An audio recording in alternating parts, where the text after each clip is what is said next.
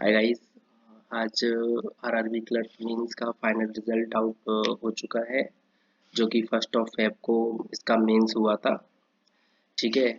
और इस बार जो कट ऑफ देखने को हमें मिली हैं 24-25 से, तो वो ज़्यादा देखने को मिली हैं। हाँ, पिछले साल थोड़ा पैटर्न भी चेंज हुआ था। सेक्शनल टाइमिंग इंक्लूड हुई थी इसमें, क्योंकि जो पहले आरआरबी में सेक्शनल टाइमिंग नहीं होती थी, तो इस वजह से शायद पिछले साल कट ऑफ कम रही थी, या फिर वैकेंसीज की वजह से हो सकता है। ठीक है, लेकिन इस बार जो कट ऑफ जनरली आरआरबी मतलब ऑफ असिस्टेंट में जाती है, वैसे ही रही है। ऑलमोस्ट 120 मार्क्स के 1 या 2 मार्क्स ऊपर नीचे हो सकता है। तो इस बार भी वैसे ही देखने को मिली है। तो मैं आपको पहले कट ऑफ बताता हूँ कि कट ऑफ कैसी क्या रही। तो जो कट ऑफ देखने को मिली है हमारे, तो इस बार जो मैंने फिल किया था, वैसे तो मैं यूपी से आता हूँ, बट मैंने एमपी से फिल किया था, क्योंकि कभी कभी क्या होता है, एमपी से जनरल कैटेगरी से एक दो मार्क्स का हमें मार्जिन मिल जाता है, जो कि मतलब मुझे लगता है कि मतलब फाइनल मतलब मीन्स निकालने के लिए मतलब मैटर करता है 1-2 मार्क्स। तो इस वजह से मैंने एमपी से ही भरा था। लेकिन मतलब ऑलमोस्ट सेम ही रही है यूपी एमपी से। यूपी से इस बार कट ऑफ जो रही 59.91 रही, और ये आउट ऑफ हंड्रेड्स होती है। तो आप लोग सोचो कि इतने कम कैसे रही 200 मार्क्स में से।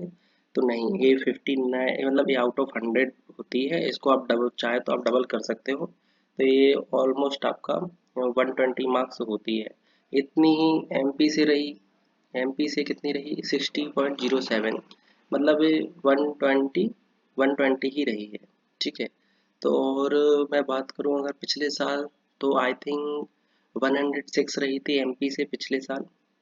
ठीक है, जहाँ तक मुझे याद है। और 104 मार्क्स थी आई थिंक यूपी से। तो मतलब इस बार 15 to 16 मार्क्स इंक्रीज हो गए हैं। ठीक है, तो मैं सोच रहा था कि मेरे मार्क्स वैसे तो 115 बैठ रहे थे। मैंने पहले जब एग्ज़ाम दे के आया था मीन्स का, तो मैंने कैलकुलेट किए थे। बट अभी तो जब मैंने कट ऑफ देखी, तो मुझे आइडिया हो गया था कि मेरा तो इसमें नहीं होने वाला है। फिर चलो मैं आपको अपना फाइनल रिजल्ट दिखा देता हूँ। तो दोस्तों, मतलब आप देख सकते हो कि मेरा इस बार नहीं हुआ इसमें आरआरबी क्लर्क में, क्योंकि और एक चीज़ है, मैंने यहाँ इसमें रीजनिंग में यार 25 क्वेश्चन किए थे।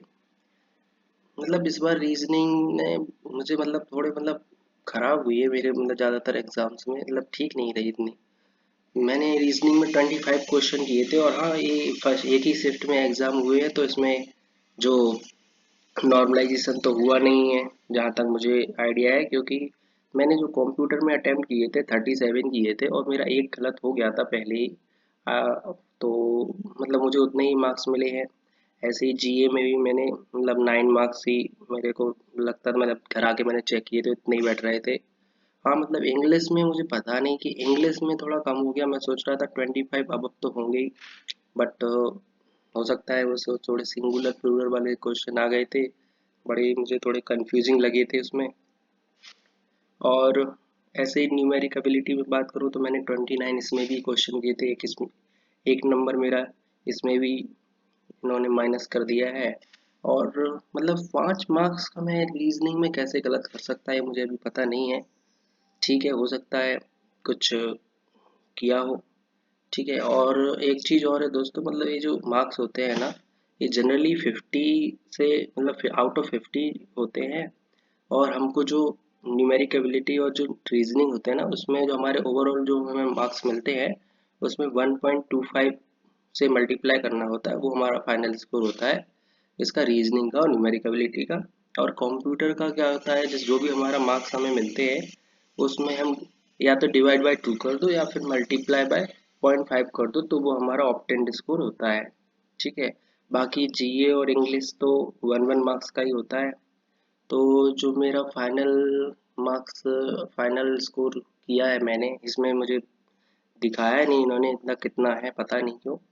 तो वो मेरा रहा है फाइनल 108 रहा है आई थिंक। थोड़े बहुत पॉइंट में मार्क्स कम है। मतलब काफ़ी कम नंबर हैं मेरे, तो जो कट ऑफ थी मैं सोच रहा था 150 तो होंगे, 15 तो होंगे, बट पता नहीं इन्होंने मतलब रीजनिंग में और मेरे मार्क्स कम ही कर दिए इन्होंने, और इंग्लिश में भी मतलब काफ़ी कम कर दिए। मैंने इतने तो नहीं सोचे थे कि इतने कम हो जाएंगे। वैसे मैंने आई थिंक 34 अटेम्प्ट किए थे इंग्लिश में। अभी इसमें आंसर की तो आती नहीं है, तो ठीक है, अभी जितना है उतना दिखा रहे थे इतना ही होंगे। ठीक है, तो मेरा तो नहीं हुआ इस बार इसमें आरआरबी क्लर्क मेंस में। ठीक है, कोई नहीं। मैं अभी सोच रहा था कि आरआरबी क्लर्क और आईपीएस क्लर्क हो गए तो ठीक है, वैसे भी ज्वाइन तो आर आईपीएस क्लर्क ही करना था। चलो ठीक है, किसी की एक सीट पहले ही उसको मिल जाएगी, वेटिंग लिस्ट में आने से बेटर है कि उसको पहले ही मिल जाएगी एक सीट। ठीक है, वैसे मैं तो अभी आईपीएस क्लर्क हो गया था मेरा, तो मैं तो उसमें ही ज्वाइन करने वाला था। चलो इस वीडियो को यहीं तक रखते हैं। आप लोग अपना अपना बताना, आप लोगों का कितने मार्क्स रहे, कितने मार्क्स से रह गया, और कौन कहाँ से आपने फिल किया था। ठीक है, अपना कमेंट बॉक्स में बताना आप लोग। ठीक, अभी के लिए इतना ही रखते हैं इस वीडियो में। आगे कोई क्यूरी हो तो आप कमेंट बॉक्स में मुझे मैसेज कर देना, तो मैं उस आगे उस चीज़ के लिए वीडियो बना दूंगा। ठीक है, चलो।